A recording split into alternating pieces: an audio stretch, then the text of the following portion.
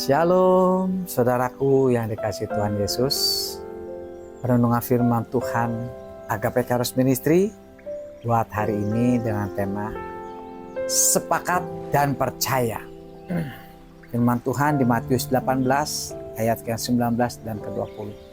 Dan lagi aku berkata kepadamu, jika dua orang daripadamu di dunia ini sepakat meminta apapun juga, permintaan mereka itu akan dikabulkan oleh Bapakku yang di sorga. Dan ayat ke-20, sebab di mana dua atau tiga orang berkumpul di dalam namaku, yaitu di dalam nama Yesus, di situ aku ada di tengah-tengah mereka. 1 bulan yang lalu saya main ke tempat teman saya, saudara, di daerah Condet. Dan saat kita ngobrol dan juga dengan saudara-saudara yang lainnya, lalu teman saya berkata, Wan, ponakan saya sedang sakit ada di dalam. Kamu pasti kenal karena kamu tahu waktu kecilnya. Dia kata, halo, saya katakan sakit apa? Dokter bilang komplikasi, udah bolak-balik ke rumah sakit, bahkan yang terakhir 9 hari dirawat di rumah sakit.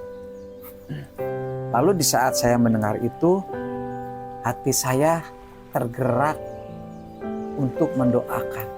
Lalu saya katakan, mau didoakan enggak?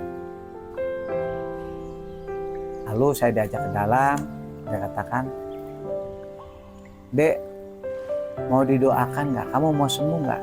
Lalu katakan, ya mau Om.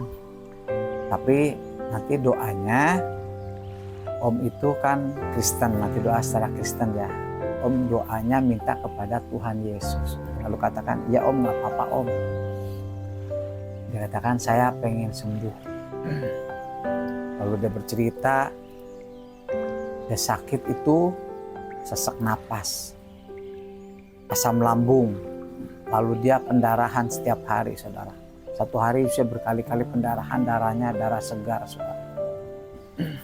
Di saat itu lalu kita berdoa, kita sepakat. Lalu dia ikutin doa saya. Tuhan, aku minta ampun atas kesalahan-kesalahanku yang dibuat sengaja maupun tidak sengaja. Dan Tuhan, aku mengampuni setiap kesalahan orang-orang yang buat kesalahan kepada aku. Nah, di saat itu selesai, lalu saya tumpang tangan, saya doakan. Lepaskan semuanya, kutuk-kutuk sakit penyakit apa semua, trauma-trauma lepaskan.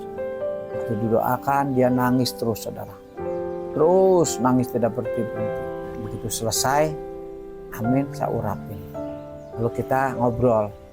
Terus saya katakan, Dek, apa yang Ade rasakan tadi? Dia katakan, ya Om, terima kasih ya. Hati saya lega Om, dia katakan. Jadi, merasa badan itu enteng, ada yang lepas.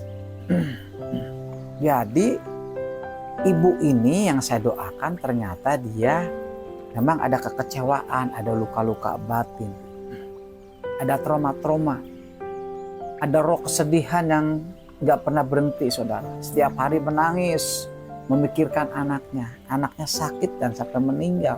Jadi dia tidak dapat menerima anaknya meninggal, saudara. Sepertinya seolah-olah dia tuh menyalahkan Tuhan, kenapa anak saya mati. Tapi puji Tuhan, saudara, di saat didoakan dan 2 hari yang lalu saya mendapat kabar dari teman saya. Dia katakan, Wan, ponakan saya sudah lebih baik sekarang. Sekarang udah bisa berjalan sendiri. Yang tadinya jalannya dituntun, saudara. Kalau mau ke kamar mandi, mau ke depan, dituntun. Nggak bisa berjalan sendiri. Dan nafasnya udah semakin membaik.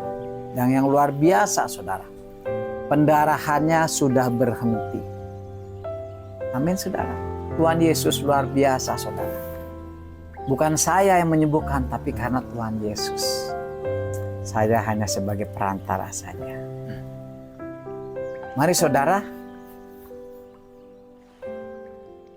Ada 3 hal yang sangat penting untuk kita dapat menjaga kehidupan kita agar kita tetap kuat, saudara. Yang pertama adalah kita menjaga telinga kita telinga kita harus kudus, telinga kita harus tahir, saudara. Kenapa? Karena janganlah panas ketika mendengar omongan atau perkataan-perkataan orang yang tidak benar mengenai kehidupan kita, saudara. Abaikan itu semuanya. Dan yang kedua, menjaga mulut kita. Janganlah sampai kita mengeluarkan kata-kata yang kotor, saudara. Karena kita terpancing emosi dengan perkataan orang lain yang membuat kecewa, membuat sakit hati kepada kita.